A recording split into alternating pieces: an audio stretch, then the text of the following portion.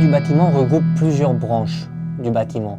Des branches qui sont très diverses. Nous avons des électriciens, nous avons des chauffagistes, nous avons des installateurs de sanitaires, des installations électriques aussi, les panneaux solaires qui maintenant avec la transition énergétique sont indispensables. Du coup vous voyez c'est un ensemble de corps de métier que parfois les gens ne savent pas mais qui sont regroupés dans une même convention, celle de la métallurgie du bâtiment. Quelles sont les nouveautés de la CCT de la métallurgie du bâtiment?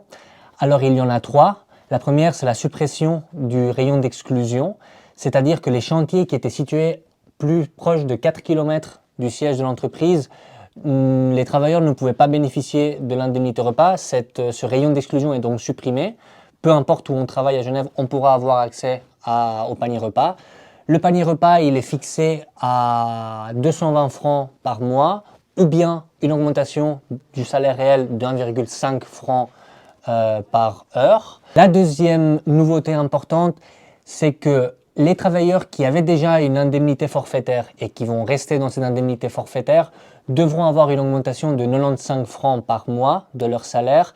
Pareil pour les travailleurs en atelier qui n'ont pas droit à cette indemnité repas. La troisième nouveauté de cette convention, c'est que à partir du deuxième jour de carence en arrêt maladie ou accident, on va recevoir non pas 80% de son salaire, comme c'était le cas jusqu'à présent, mais 100% du salaire.